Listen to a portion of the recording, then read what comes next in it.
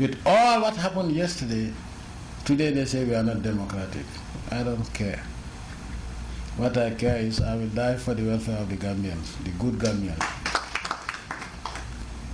How many of you know how much they have pledged for Afghanistan?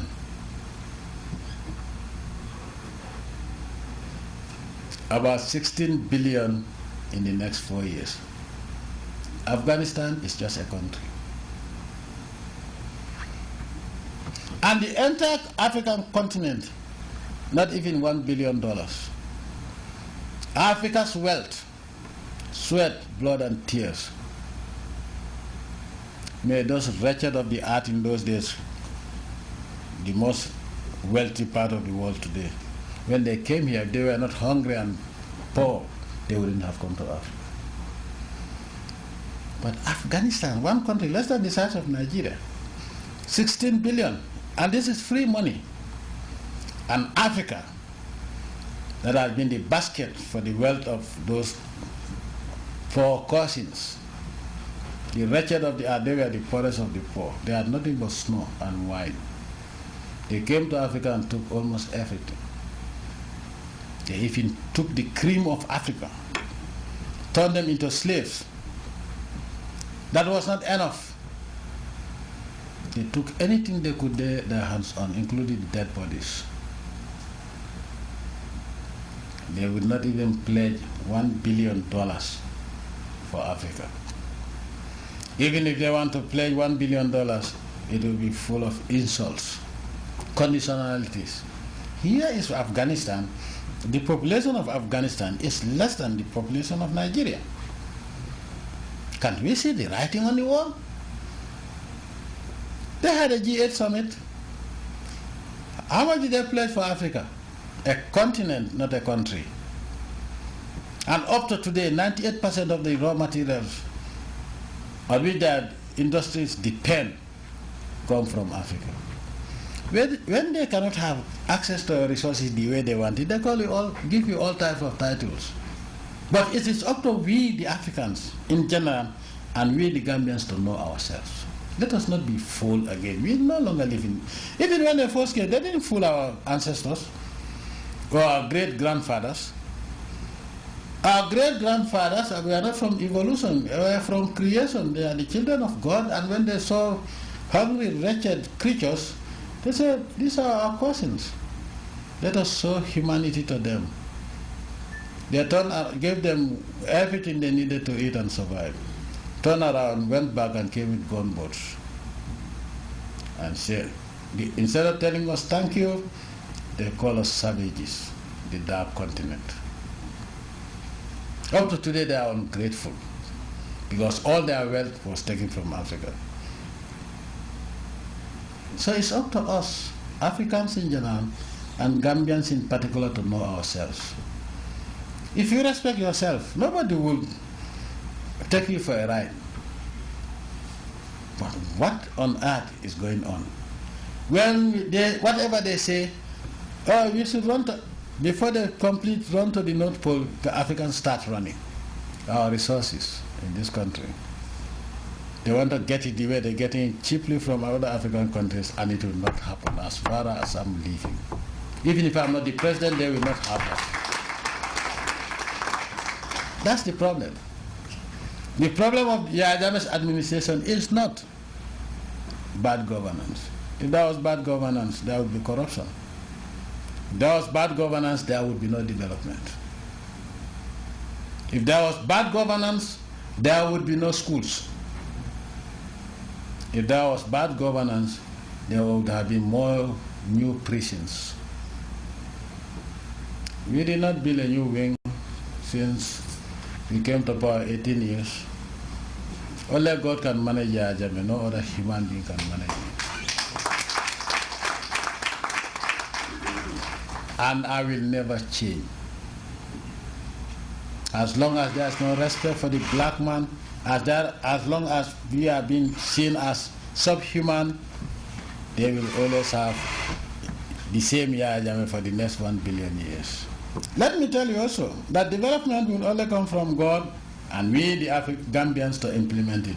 If you expect anybody to develop your country for you, you are sick. Only Gambians will develop a Gambia.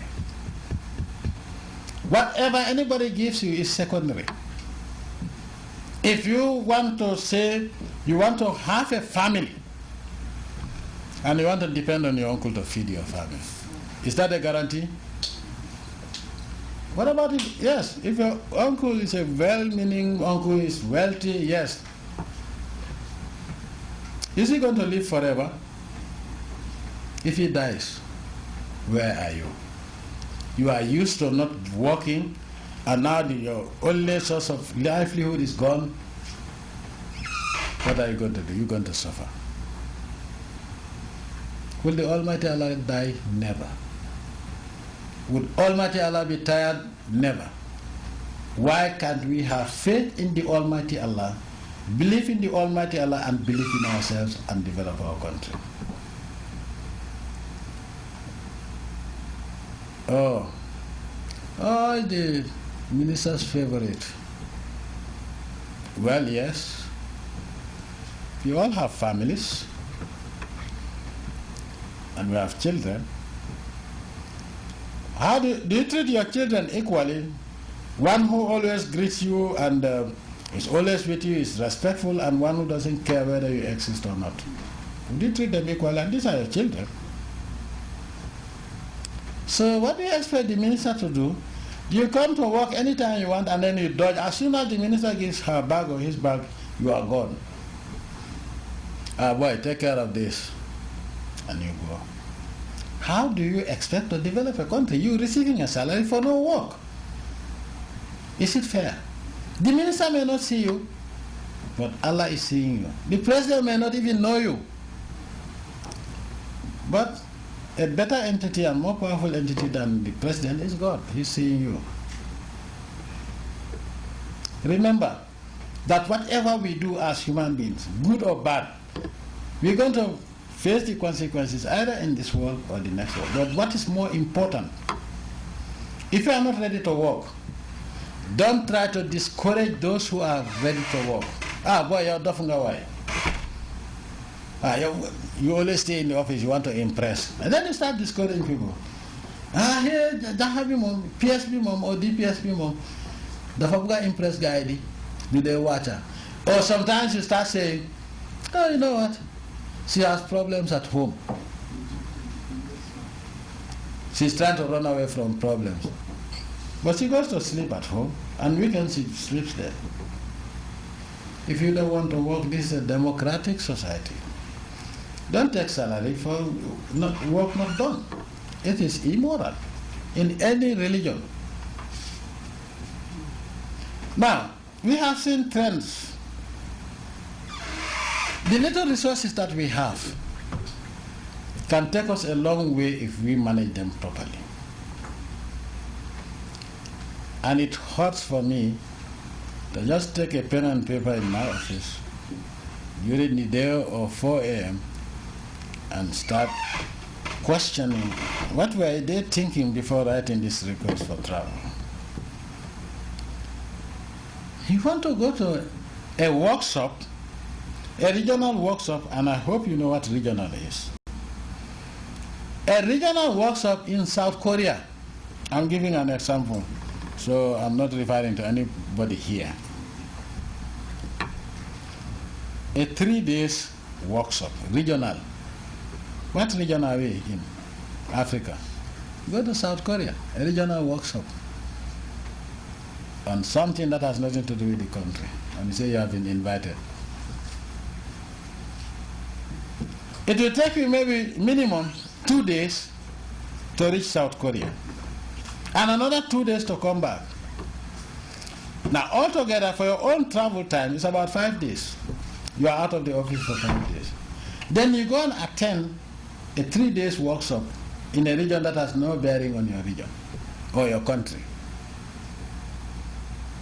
And then you look at the cost involved. And some of you come and at no cost to government. Yes, there's a cost to government. There has never been any travel without a cost to government. What about the days you are absent from work? Is that not a cost to government?